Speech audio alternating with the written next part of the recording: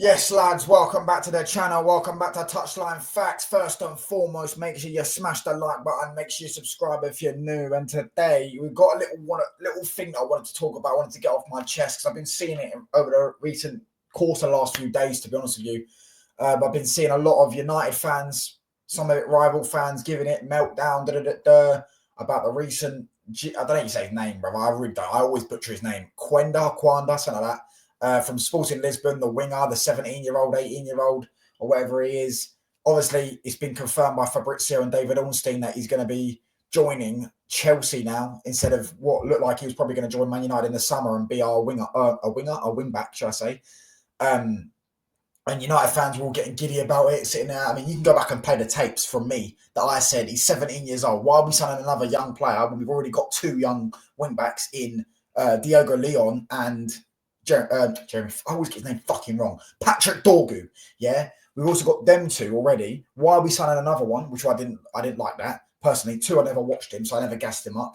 And yeah, I'm seeing a lot of meltdown from our own fans, from rivals. Man United apparently have been rejected. Ruben Amorim apparently has been rejected. Apparently, he doesn't rate Amorim's football. He's already worked there. I mean, Fabrizio Romano put out another lie, by the way. This guy is all tapped up, bruv. All tapped up by Bowley and co, bruv. I'm sure them Bowley lot, that Bowley lot. They've signed Bowley and Egbali have signed another kid, by the way. Another 70 million or 50 million, however much he cost them. I don't know how much he cost them, to be honest with you. But around 50 million euros or some shit. Yeah. Definitely on the old Epstein Island, mate. Definitely, mate. Check the Epstein files, mate, and tell you now, Bowley and Egbali are definitely on there. As I was saying, though, let's get on to the video. Yeah. And I saw that Fabrizio said something like he wants to play as a winger instead of a wing back, which I think's a load of waffle. I think he's joined Chelsea. We know why he's joined Chelsea. Let's have it right. He hasn't rejected Man United. It's not rejecting Man United. Giving a 17-year-old an 8-year contract on 80 to 100 grand a week is not over. It's not like he's rejected Man United. Man United are not paying that. They never were going to pay that. We haven't got the money to pay that. So at the end of the day, Sporting are going to accept the highest bid, which is from Chelsea, and they've offered it now rather than in the summer. And he's going to accept the deal that's going to probably pay him the most money for him and his family. Do you know what I'm saying? Maybe not for best for his career. We don't know, because I'm not saying that Chelsea, maybe people will say Chelsea got a more exciting project on this waffle.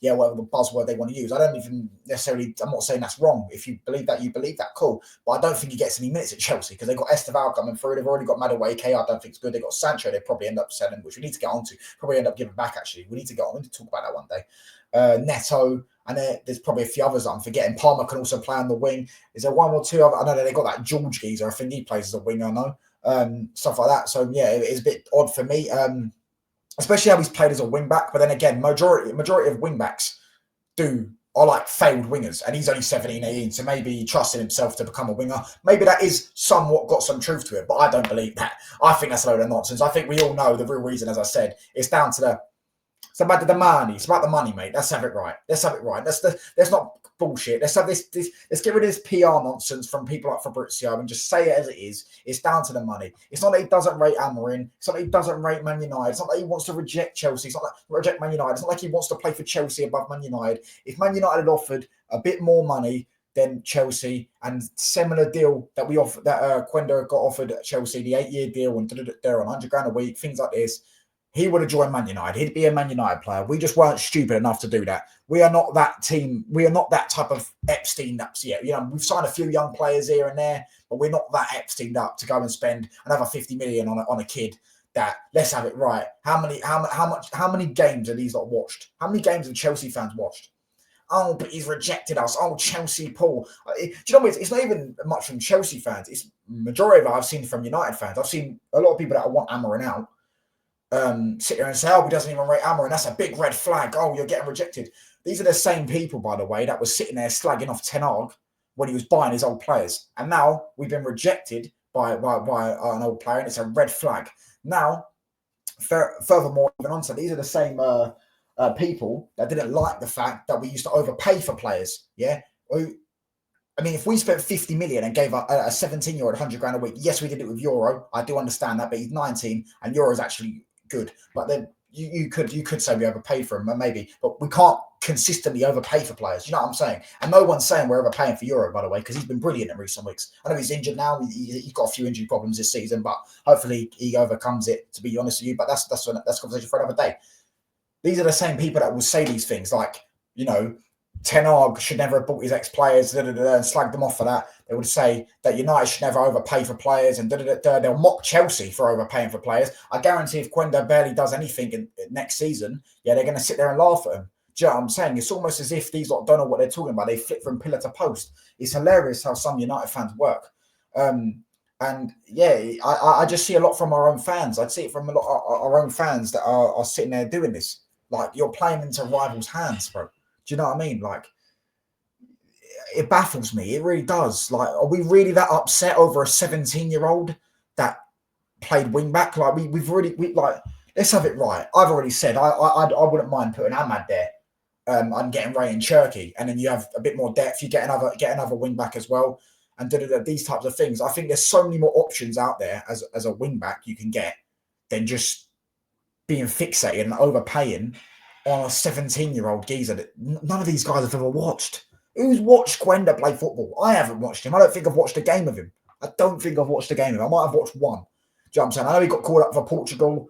I doubt he'll get a fucking minute. And if he does, he's getting 5-10 minutes. Let's have it right. He's probably not starting in that either.